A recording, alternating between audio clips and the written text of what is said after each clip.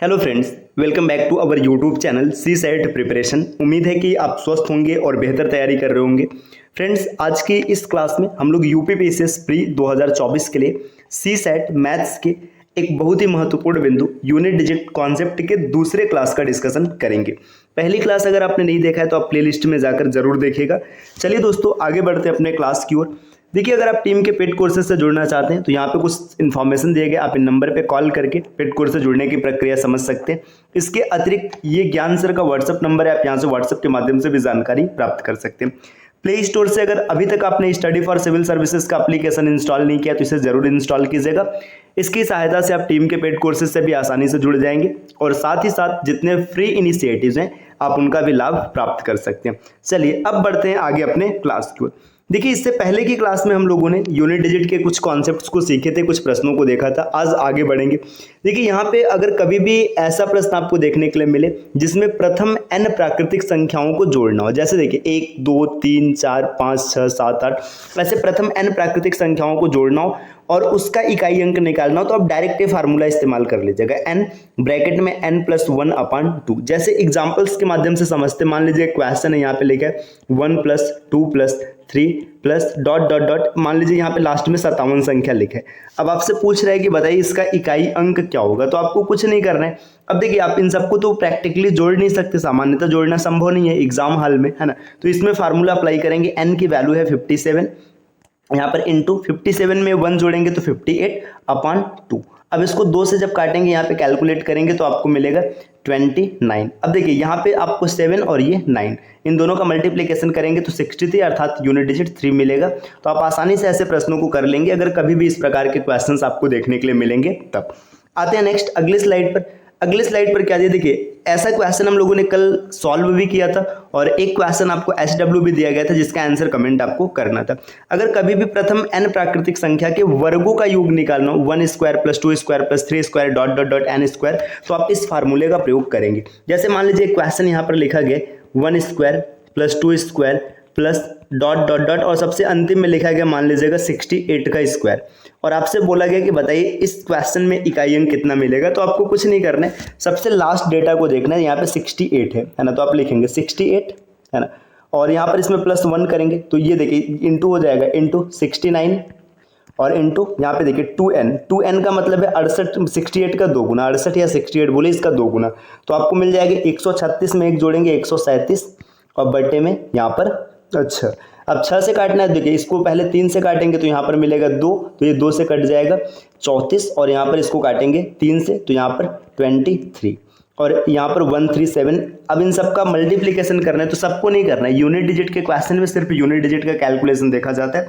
तो आप आसानी से यहाँ पे देखेंगे 7, ये रहा 7, 3 और 4, तो 3 और 4 का मल्टीप्लिकेशन होगा 12, अर्थात 2 मिला, और यहाँ पर इंटू 7 मतलब देखिए यहाँ पे मिलेगा 4। तो इस क्वेश्चन का इकाई अंक कितना हो जाएगा 4। तो आसानी से ऐसे प्रश्न आप निकाल लेंगे, बना लेंगे, कोई दिक्कत नहीं बनेगा। अगले स्लाइड पर क्या इन्फॉर्मेशन दिया गया, देखिए अगर कभी भी प्रथम n प्राकृतिक संख्याओं का घन दे दिया जाए 1² 1³ + 2³ + 3³ ... n³, तो आप इस फार्मूले का यूज करेंगे। मान के चलिए क्वेश्चन यहाँ पे लिखा है 1³ + 2³ + 3³, लास्ट में लिखा है 51 का क्यूब, और आपसे पूछ रहा है बताइए इस क्वेश्चन में यूनिट डिजिट क्या बनेगा। तो आपको कुछ नहीं करना है, सीधा सीधा ये फार्मूला अप्लाई कीजिएगा। n की वैल्यू है 51 और 1 जोड़ेंगे तो 52 अपन कितना हो जाएगा 2, और इस पूरे का स्क्वायर करना है। तो पूरे का स्क्वायर नहीं करना है, यूनिट डिजिट में कैलकुलेशन यूनिट डिजिट के हिसाब से चलेगी। इसको काटेंगे 26, देखिए 6 और 1 दोनों का मल्टीप्लाई होगा 6 आएगा, और 6 के पावर कुछ भी रहे यूनिट डिजिट हमेशा 6 ही मिलेगा, तो इसका सही उत्तर हो जाएगा 6। तो देखिए दोस्तों, इस प्रकार के प्रश्नों को आप आसानी से हल कर लेंगे, आपको कोई भी समस्या देखने के लिए नहीं मिलेगा। उम्मीद है आपको एकदम अच्छे से समझ में आ भी चुका होगा और आसानी से आप बना भी लेंगे। आते हैं नेक्स्ट अगले स्लाइड पर। अगले स्लाइड पर क्या इन्फॉर्मेशन दिया गया, देखिए ये क्वेश्चन है ना, इस क्वेश्चन में आपको यूनिट डिजिट बताना है क्या होगा। तो ये क्वेश्चन यहाँ पे रखा गया एक छोटा सा कॉन्सेप्ट आपको समझाने के लिए, पहले उस कॉन्सेप्ट को समझते हैं। देखिए जब कभी भी क्वेश्चन अगर यूनिट डिजिट का होगा और यहाँ पे फ्रैक्शन या अर्थात भिन्न दिया होगा, इसमें देखिए नॉमिनेटर और डिनोमिनेटर 2 टर्म्स आपको मिलेंगे, मतलब अंश और हर। तो आपको याद रखना है कि यूनिट डिजिट के क्वेश्चन में हर को हमेशा गायब करना है। गायब करना है मतलब कुछ ऐसा कैलकुलेशन करना है कि नीचे हर कुछ ना बचे, डिनोमिनेटर डिनोमिनेटर खत्म हो जाए, है ना। जब डिनोमिनेटर खत्म हो जाएगा तब इसके बाद यूनिट डिजिट आप निकालेंगे। देखिए जैसे यहाँ पे क्वेश्चन है 35 का पावर 55 मतलब 55, तो यहाँ पे देखिए इसको हिंदी में अगर आप पढ़ेंगे तो 35 के पावर 55। अब इसको क्या करेंगे, पहले इसको ओपन करेंगे, तो देखिए 35 को आप ऐसे लिख सकते हैं 5 × 7, है ना, और इसका जो पावर है ये पावर है 55 और अपॉन 7 के पावर 11, ये सब चलेगा ही चलेगा। तो यहाँ पे मैं इसको डायरेक्ट सॉल्व कर रहा हूँ, चीज़ों को आप थोड़ा सा समझ के चलिएगा। देखिए यहाँ पे क्या करना है आपको, सबसे पहले आप इसको ओपन कीजिएगा, जब 5 और 7 में लिखेंगे तो 5 के पावर 55 पावर इसके साथ भी आएगा, है ना, और देखिए इसके साथ आएगा, और इंटू 7 के पावर 55 पावर इसके साथ भी आएगा, और बटे 7 के पावर 11, है ना, और फिर प्लस देखिए ये 8 है, 8 को आप ऐसे लिख सकते हैं 2 का क्यूब, है ना, तो 2 लिखेंगे और क्यूब मतलब पावर 3 है, तो 3 के साथ 48 चला जाएगा, तो ये पावर के ऊपर पावर जब रहता है तो मल्टीप्लीकेशन होता है, तो 144 मिलेगा। और बटे में देखिए 16 को लिख सकते हैं 2 के पावर 4, तो 2 के पावर 4 18 चौका 72, ये बन जाएगा। अब कैलकुलेशन यहाँ से करते, देखिए 7 के पावर 11, ये 7 के पावर 11 है, 7 के पावर 55 है, जब भाग करेंगे तो घटाया जाएगा, तो लिखेंगे 5 के पावर 55 और गुणे 7 के पावर 44, और प्लस देखिए 2 के पावर 144 में से 72 को जब घटाएंगे तो 2 के पावर 72 बचेगा। अब एक क्वेश्चन साधारण सा बन गया, देखिए 5 के पावर 55, 5 के पावर कुछ भी होगा यूनिट डिजिट हमेशा 5 ही मिलेगा, इनटू देखिए 7 के पावर 44। अब देखिए 7 के पावर 44 का मतलब इस 4 से डिवाइड हो जाएगा, 7 के पावर 0, 0 का मतलब 4 मानेंगे, 7 7 49 और फिर 9 9 81, तो यहाँ पे यूनिट डिजिट आपको मिलेगा 1, लिखेंगे 1 और प्लस 2 के पावर 72, 2 के पावर 72 मतलब समझ रहे हैं 2 के पावर 4, तो 2 के पावर 4 क्या हो जाएगा, 6 हो जाएगा। देखिए 5 1 का 5 और प्लस 6, 5 और 6 11 होता है, 11 का मतलब 1। इस प्रश्न का यूनिट डिजिट आपको 1 देखने के लिए मिलेगा। तो दोस्तों अच्छे से आपको समझ में आ रही होगी हर चीज़, कोई दिक्कत नहीं हो रहा होगा। नेक्स्ट अगले स्लाइड पर आते हैं। देखिए इसी प्रकार का एक क्वेश्चन यहाँ पर और दिया है, इसमें भी आपको बताना है इसका इकाई अंक क्या होगा, कैसे करना है। देखिए 7 के पावर 51 दिया है, तो 49 के पावर 51 है, तो 49 को आप ऐसे लिख सकते हैं 7 का स्क्वायर और पावर 51 और बटे 3 के पावर 25, तो इसको ऐसे लिख लेते हैं। गुणक देखिए 27 है, तो 27 को 3 का क्यूब और इसका पावर है 62 और बटे 7 के पावर 26। अब इसको थोड़ा सा और आगे कैलकुलेट करते हैं। देखिए पावर के ऊपर पावर है तो ये मल्टीप्लाई हो जाएगा, तो 7 के पावर 102 और बटे 3 के पावर 25 गुणे देखिए ये 3 का मल्टीप्लाई इसके साथ होगा, तो 3 के पावर 186 और बटे 7 के पावर 26। अब यहाँ पे क्या करना है, बस कैलकुलेशन करना है। देखिए कैलकुलेशन करने का मतलब जो जिससे कट रहा है उसको काट देंगे। 186 में से 25 को घटाएंगे तो आप लिखेंगे 3 के पावर यहाँ पर मिलेगा 1 और 6 और 1 161 हो जाएगा, और गुणे 7 के पावर 26 को अगर माइनस करेंगे तो यहाँ पर मिलेगा 6 और ये बचेगा 9 में से 2 गया 7। देखिए ये पूरा पावर है, इसको कैलकुलेट करना है। 161 जब 4 से भाग देंगे लास्ट में तो यूनिट डिजिट 1 बचेगा, मतलब यहाँ पे आप लिखेंगे पावर 1 बचेगा, मतलब लिखेंगे 3 के पावर 1 और गुणे यहाँ पर देखिए ये 19 बार में कट जाएगा, मतलब 7 7 49 9 9 81, 3 के पावर 1 मतलब 3 और गुणे 1, तो इसका यूनिट डिजिट आएगा 3। तो इस प्रकार के प्रश्न आप आसानी से बना लेंगे, किसी प्रकार की कोई समस्या आपको नहीं होने वाली। नेक्स्ट अगले स्लाइड पर आते हैं।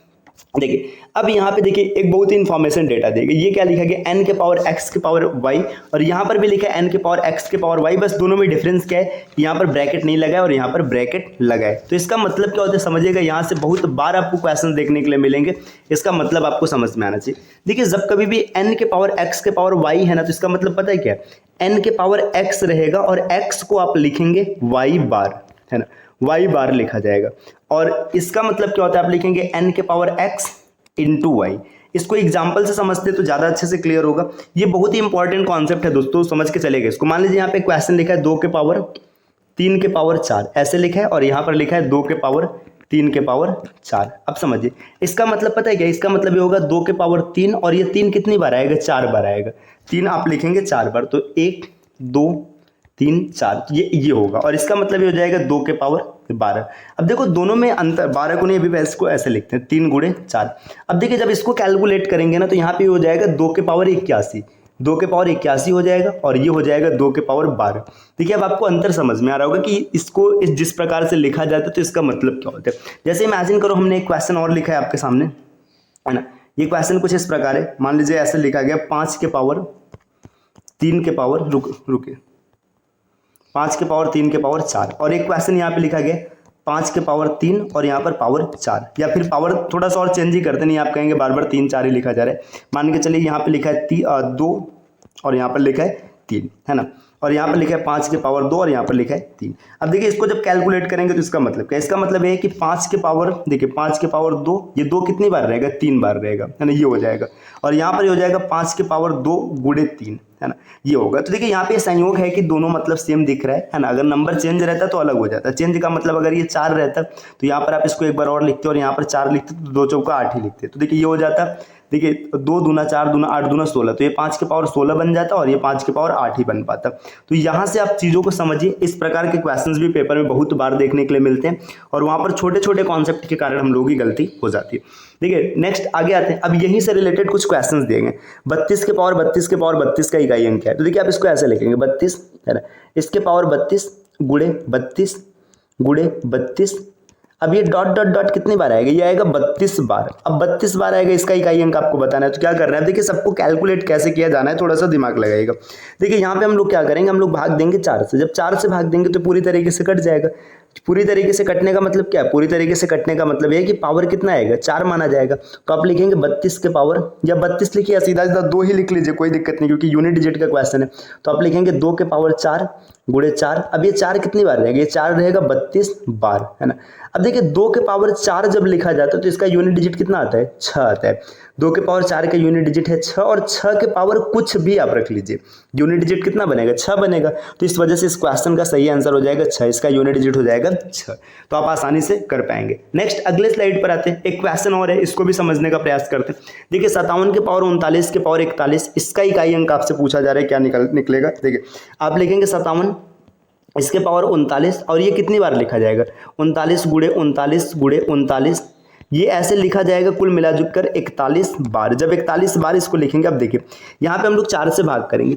देखिए जब यहाँ पर इसको 4 से भाग दिया जाएगा तो आपका शेषफल आएगा 3। तो आप चाहे 3 लिखिएगा या एक तरीके से इसी शेषफल को -1 भी लिखा जा सकता है, क्योंकि 10 चौका 40 करेंगे तो -1 बचेगा। जब हम लोग शेषफल प्रमेय पढ़ेंगे तो इसके बारे में विस्तार से समझेंगे। अभी यहाँ पे मान के चलते हैं कि आप -1 और 3 दोनों को लिख सकते हैं। तो देखिए यहाँ पे आप लिखेंगे, देखिए 57 के पावर, देखिए 57 लिखिए 7 लिखिए, कोई फर्क नहीं है ना। यहाँ पे लिखेंगे -1 गुणे -1 गुणे -1 डॉट डॉट डॉट 41 बार लिखेंगे -1। देखिए जब 41 बार -1 लिखेंगे तो इससे क्या होगा, देखिए ये माइनस का जब ऑड टाइम मल्टीप्लाई किया जाता है तो आंसर माइनस आता है। तो यहाँ पे बन जाएगा 7 के पावर -1, ये मतलब फाइनल हो जाएगा, क्योंकि 41 बार मल्टीप्लाई होने पे फाइनल हो जाएगा। अब देखिए पावर कभी निगेटिव नहीं हो सकता, मतलब निगेटिव हो सकता है, यहाँ पे हाल फिलहाल इसको निगेटिव नहीं मानेंगे क्योंकि यूनिट डिजिट निकालना है। तो आप लिखेंगे 7 के पावर 3, जो आपका 3 वहां से बच रहा था वही वाली बात है ना। 7 के पावर 3 लिखा गया, 7 के पावर 3 मतलब 7 7 49 343, तो इसका यूनिट डिजिट 3 आएगा। दोस्तों अगर ये चीज़ अभी वर्तमान में आपको नहीं समझ में आई है तो जब हम लोग यूनिट डिजिट रिमाइंडर थ्योरम पढ़ेंगे ना, तब वहां पे इसको विस्तार से हल करेंगे कि ये शेषफल प्रमेय में कैसे ये बनता है। चलिए नेक्स्ट आते हैं अगले स्लाइड पर। देखिए यहाँ पर दिया फैक्टोरियल बेस्ड क्वेश्चन। अब हम लोग बात करते हैं थोड़ी सी फैक्टोरियल बेस्ड क्वेश्चन। सबसे पहले तो ये समझना चाहिए कि फैक्टोरियल क्या होता है ना। अगर फैक्टोरियल की बात करेंगे तो फैक्टोरियल आपको एक ऐसा सिंबल होता है, देखिए ये हो गया, या फिर इसको कई बार ऐसे भी बनाया जाता है ना। इसका मतलब क्या होता है, इसका मतलब समझिएगा। फैक्टोरियल का मतलब होता है कि नंबर्स का, देखिए फैक्टोरियल का मतलब होता है मल्टीप्लिकेशन इन डिक्रीजिंग ऑर्डर। और ये मल्टीप्लिकेशन कहाँ तक होगा, जब तक कि हम लोग 1 तक ना पहुंच जाए, मतलब 1 तक जब तक नहीं आ जाएंगे तब तक इसका मल्टीप्लिकेशन किया जाएगा।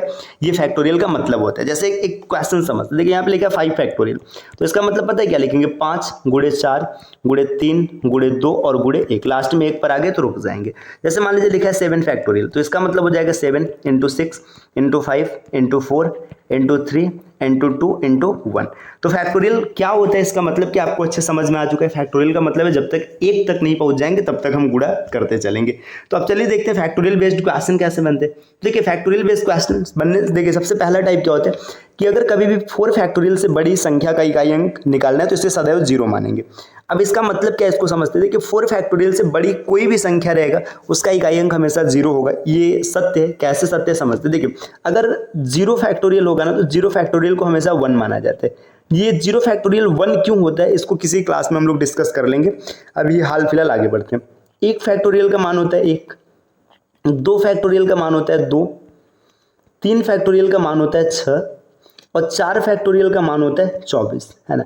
देखिए कैसे आ रहा है, देखिए मतलब यहाँ पे इसको छोड़ दीजिए, इसको हम लोग बाद में एक्सप्लेन करेंगे, है ना, यहाँ पे अभी विस्तार से चर्चा नहीं करते। एक का मान मतलब एक रखेंगे, दो का मान क्या होगा, दो गुणे एक, इसका मान होगा एक गुणे दो गुणे तीन, या तीन दो एक हो जाएगा, यहाँ पर चार शामिल हो जाएगा। आप समझिए, देखिए एक फैक्टोरियल का इकाई अंक एक, दो फैक्टोरियल का दो, तीन फैक्टोरियल का छह, चार फैक्टोरियल का चार, है ना। बाकी जब पांच फैक्टोरियल आप जैसे ही शामिल करेंगे ना, देखिए क्या हो जाएगा, आप लिखेंगे पांच गुणे चार गुणे तीन गुणे दो और गुणे एक। अब देखिए तीन दूना छह, चौका बारह, पंचे साठ, जैसे आपने साठ नहीं, चार तीन बारह, दूना चौबीस, पंचे 120, जैसे आपने 120 लिखा तो यूनिट डिजिट जीरो आ गया। अब देखिए इसमें आगे आप किसी भी संख्या से आप गुणा कराएंगे तो यूनिट डिजिट क्या होगा, जीरो ही मिलेगा ना।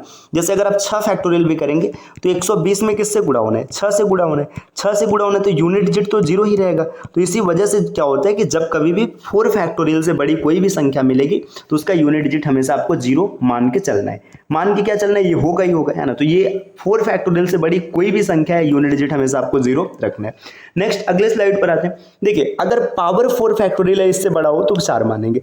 अब पावर वाली बात समझते, देखिए पावर में हम लोग क्या करते हैं, पावर में 4 से भाग देकर ही पावर सेट करते हैं ना। अगर कभी 4 फैक्टोरियल है तो देखिए यहाँ पे ये 24 हो जाएगा, 24 में जब 4 से भाग देंगे तो आपका जीरो आएगा रिमाइंडर, मतलब इसको 4 मानेंगे। ठीक, इसको क्या मानेंगे, इसको 4 मानेंगे। अब भाई जब 4 मानेंगे इसके बाद 5 6 7 8 कोई भी फैक्टोरियल रहेगा, वहां पे आप जब भाग देंगे 4 से तो पूर्णतः डिवाइड हो जाएगा, इस वजह से आप पावर को 4 मानेंगे। तो इस दो लाइन को याद रखिएगा, इसके बारे में प्रश्नों की चर्चा हम लोग अगली क्लास में करेंगे, और फैक्टोरियल से किस प्रकार के प्रश्न बन सकते हैं इसकी चर्चा करते हुए यूनिट डिजिट कॉन्सेप्ट को अगले क्लास में हम लोग डन करेंगे। तो दोस्तों ये आज की क्लास रही, क्लास आपको कैसी लगी कमेंट करके जरूर बताइएगा। और हाँ, अगर आप इसी प्रकार से कंप्लीट तैयारी करना चाहते हैं तो सीसैट प्रिपरेशन के इस यूट्यूब चैनल को सब्सक्राइब कर लीजिएगा। साथ में पीसीएस की कंप्लीट तैयारी करने के लिए आप इन दिए गए नंबर पर कॉल करके टीम के पेड कोड से जुड़ने की प्रक्रिया समझ सकते हैं। प्ले स्टोर से स्टडी फॉर सिविल सर्विसेज का एप्लीकेशन जरूर इंस्टॉल कीजिएगा, और ये ज्ञान सर का व्हाट्सएप नंबर है, आप यहाँ से भी जानकारी प्राप्त कर सकते हैं। मिलते हैं आपसे नेक्स्ट वीडियो में कुछ नए कॉन्सेप्ट के साथ, तब तक के लिए नमस्कार।